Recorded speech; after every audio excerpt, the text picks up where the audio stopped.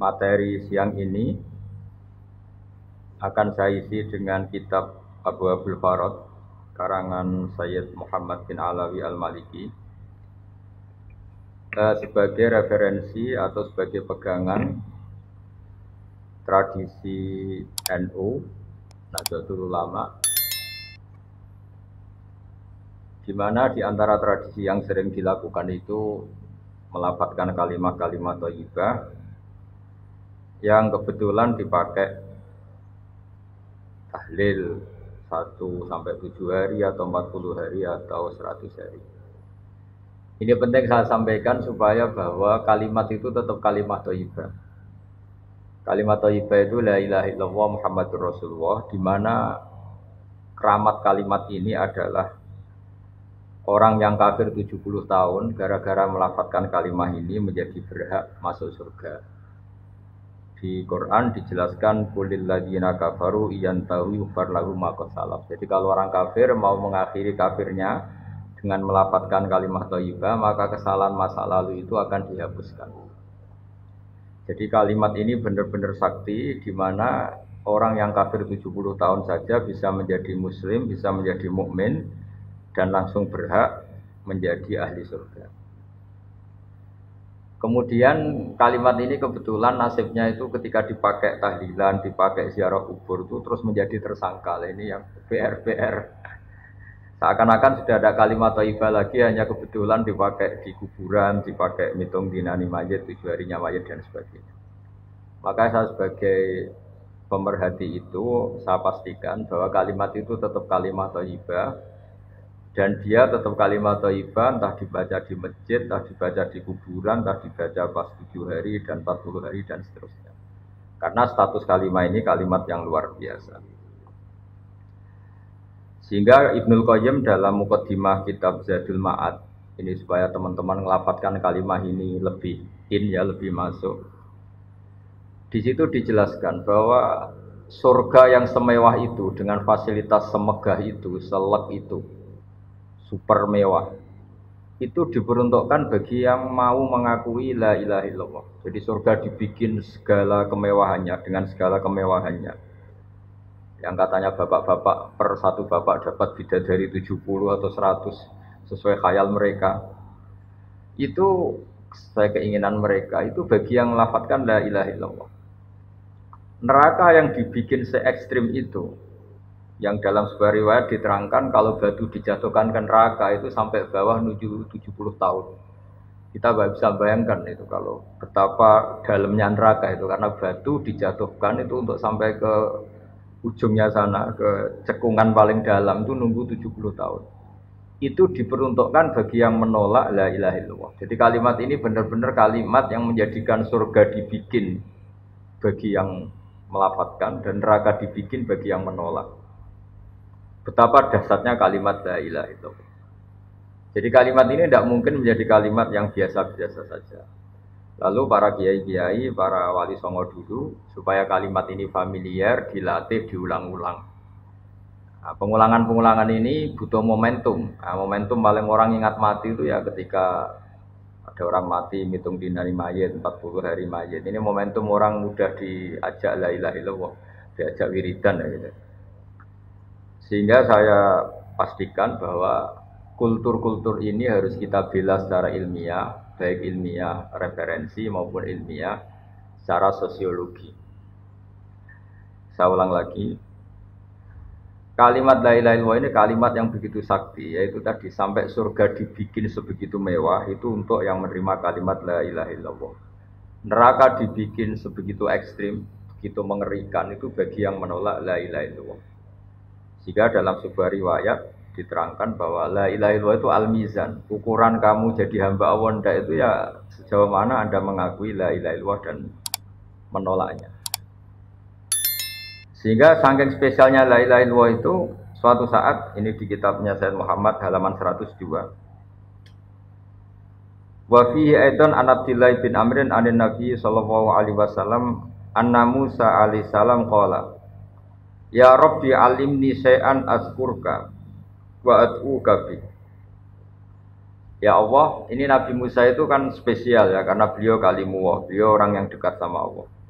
Sehingga mintanya itu ijazah khusus, ijazah yang spesialis hanya untuk beliau. Ya Allah, ajarin saya sesuatu yang dengan sesuatu itu saya bisa mengingat Engkau. Sekolah ya Musa, qul la ilaha illallah. Ya Musa, kalau kamu ingin ingat saya secara sempurna, lafadzkan la ilaha illallah. Terus qala ya Rabbi kullu ibadika yaquluna hadza. Kalau la ilaha illallah itu semua orang juga melafadzkan la ilaha illallah. Intinya Nabi Musa itu kan enggak ingin lah sama dengan orang NU ya semuanya tahlilan la ilaha illallah. Muslimat fatayat di Taiwan di mana-mana juga kalau tahlilan la ilaha illallah. Nabi Musa sebagai kalimullah itu ingin spesial, enggak mau pakai la ilaha illallah karena itu kalimat yang lazim dipakai banyak orang. Inginnya beliau itu spesialis. Kata Allah menjawab qala qul la ilaha illallah. Ya sudah, pokoknya ngelafadzkan la ilaha illallah kata Allah. Nabi Musa masih mengajukan permohonan, ya Rabbi innama uridu syai'an takhussuni bi. Saya ingin wiridan yang spesial untuk saya, bukan yang wiridan masal la ilaha illallah itu kan di acara-acara NU istighosah pasti la ilaha illallah. Kira-kira itu ya masa kalimullah sama dengan Banser sama dengan Ansor sama dengan adat NU. Beliau enggak mau, inginnya spesial itu, inginnya kalimat-kalimat yang spesial. Terus qala ya Musa law annas samawati sab'a wa amiruhunna ghairi wa amiruhunna ghairi wal aradina sab'a fi kafatin. Ada yang baca fi kafatin wala ilaha illallah fi kafatin atau fi kafatin namalat bihinna la ilaha illallah. Sudah Musa, yang bisa menandingi beratnya langit bumi itu hanya la ilaha illallah. Kamu jangan minta kalimat yang aneh-aneh. Itu kalimat yang andaikan ditimbang dengan langit bumi itu pasti tetap unggul la ilaha illallah.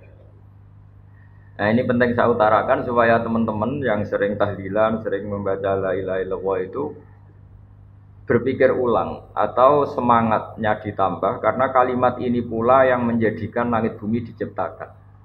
Saya ulang lagi, jadi ketika surga diciptakan untuk yang melafadzkan la ilaha illallah, neraka diciptakan untuk yang menolak la ilaha illallah, lalu dibikinlah dunia.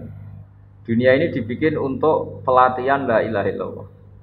Lalu butuh pelatih, maka diutusnya para rasul supaya melatih la ilaha illallah Muhammadur Rasulullah. Nah, saking begitu spesialnya kalimat ini, sampai ketika Nabi Musa minta doa khusus atau ijazah khusus, tetap saja ijazah dari Allah disuruh melafadzkan la ilaha illallah. Jadi kalimat ini penting sekali.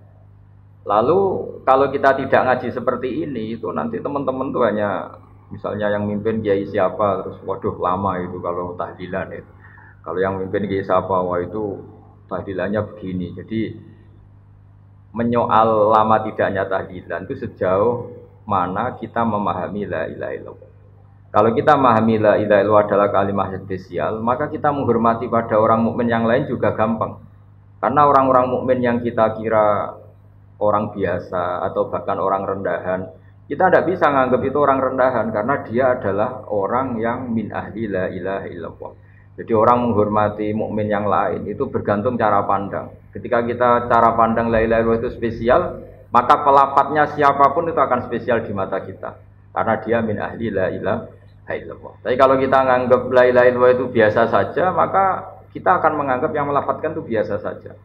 Itu keliru besar. Kalimat ini adalah kalimat yang andaikan kesalahan kita seberat langit dan bumi dibandingkan kalimat ini, pasti yang unggul kalimat ini. Sehingga dalam satu riwayat ada orang yang salahnya itu banyak sekali. Ini saya baca ya, ada kata ini di riwayatnya Ahmad bin Hambal. Kata Rasulullah SAW, Inna Allaha ta'ala yastakhlisu rajulan min ummati ala ru'usil khala'iq. Ada orang dipinggirkan Allah, dipanggil sendiri, kemudian dipertontonkan di depan banyak orang. Fayan suruh ali tis'atan wa tis'ina sijilan. Dia dipertontonkan ke khalayak rame bahwa ada bok kesalahan 99 bok kesalahan. 99 kotak kesalahan. Kullu sijilin minha misumatil basar. Setiap bok itu sepanjang mata melihat. Jadi saking besarnya per bok. Per boknya itu sepanjang mata melihat. Ya kira-kira per kesalahan itu berdurasi 10 kilo lah. Jarak. Sumayaqulu atungkiru min hadza syai'an. Kamu ngakui bahwa ini yang kamu lakukan semua. Singkat cerita orang itu ngakui. Terus Allah fayukhriju bitaqatan fiha asyhadu alla ilaha illallah wa asyhadu anna muhammadar rasulullah. Jadi saya ulang lagi ya, dia punya 99 kotak kesalahan, per kotak itu sepanjang mata melihat. Jadi saking besarnya, saking tingginya. Jadi dilihat ke atas sepanjang mata melihat, dilihat menjauh juga sepanjang mata melihat. Lalu dikeluarkan kotak kecil. Terus si orang tadi bilang, ya Rabbi ma hadil bitaqah ma hadis sijillat. Lalu apa artinya kebaikan yang satu kotak kecil dibanding kesalahan 99 yang sebesar itu? Terus kata Allah, inna kala tuzlam, kamu tidak akan terdolimi. Terus fatu do'u sijillat fi kafatin, ada yang baca fi kifatin wal bitaqah fi kifatin. Qala fato sati sijillat wa taqulat al bitaqah. Fala yaskulu ma'asmillahi ta'ala syai'un.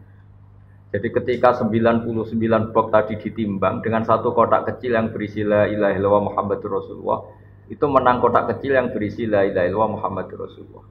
Karena nama Allah ini tidak akan tertandingi, nama Allah ini tidak akan terkalahkan. Jadi ibaratnya beginilah, para malaikat itu kalau ditanya, ini satu timbangan kecil tapi ada nama Allah dengan yang sebesar itu, sebanyak itu tapi tidak ada Allahnya. Tentu malaikat akan milih yang ada Allah, yaitu la ilaha illallah. Jadi ini penting saya utarakan supaya para pelafaz la ilaha illallah itu meyakini bahwa kalimat ini spesial. Sehingga tidak risau, tidak susah ketika itu dituduh bid'ah atau dituduh khurafat. Karena kalimat ini tetap thayyibah. Kalimat ini tetap spesial. Bahwa guru-guru kita ngajarin ketika untuk 1 hari mayat atau 7 hari itu kultur saja. Sehingga orang NU sendiri ya jangan melafatkan itu nunggu diundang tahlil. Kalau diundang tahlil melafatkan itu, kalau ndak itu ya keliru juga. Itu ya sama saja salah, itu kalimat yang spesial kalau kita bacanya pendak diundang tahlil itu juga salah. Tapi salah juga kalau kalimat ini menjadi tidak spesial hanya karena tuduhan-tuduhan kita dianggap khurafat atau bid'ah. Jadi saya pastikan bahwa kalimat ini spesial berdasar hadis yang disebut oleh Sayyid Muhammad qad akhraja Ahmad wan Nasa'i wa Tirmidzi aidan min hadithi Abdullah bin Amr. Terus saya cek di beberapa kitab, di kitab Ithaf itu ada di juz 14 halaman 636, diperkuat lagi oleh kitab Ithaf yaitu karangannya Said Zabidi Syarah Ihya. Jadi di kesempatan yang baik ini saya mohon kalau melakukan wiridan yang diajarkan para guru itu pastikan referensinya secara detail. Kemudian barokahnya referensi itu kita tidak gamang, tidak risau, tidak gentar kalau mengalami tuduhan yang macam-macam. Karena kalimat ini tetap kalimat thayyibah. Status permanennya itu kalimat thayyibah. Bahwa, itu saya ulang lagi, bahwa mungkin kita baca itu dianggap nggak tepat waktunya atau nggak tepat momentumnya. Itu urusan kita. Tanpa dituduh yang lain pun kalau kita punya etika nggak boleh baca itu ketika di kamar mandi atau ketika kondisi kita sedang tidak baik dan sebagainya dan sebagainya. Jadi saya pastikan kata Ibnul Qayyim ketika ngendikan fadilahnya la ilaha illallah, beliau ngendikan kalimat ini itu kalimat yang menjadikan surga dibikin. Ukurannya ya gampang, yang menerima kalimat ini. Neraka yang begitu ekstrim, begitu horor, menakutkan, dibikin juga bagi yang menolak kalimat ini. Betapa kalimat ini yang menjadikan ada surga dan neraka. Ukurannya ya kalimat ini, yang melapatkan atau yang menolak. Nah dengan spesial kalimat itu, maka terus kiai-kiai mentradisikan supaya sering dibaca. Satu-satunya momentum yang orang kumpul ya tadi, pas istighosa, pas tahlilan, pas ada orang meninggal, atau pas istisqa, pas ya sudah seperti itu. Terus yang terakhir dalam madzhab Abul Hasan Asyadzili, kalimat itu harus diulang-ulang. Karena kalimat itu kalau kamu baca secara benar, itu menjadikan alasan kamu diampuni dosa kamu. Makanya dalam madzhab Asyadzili itu sebagian madzhab itu istighfar itu setelah kalimat tauhid. Jadi ada 2 thariqah besar. Yang satu menyuruh istighfar dulu baru kalimat thayyibah. Alasannya suci dulu baru melafazkan kalimat yang suci.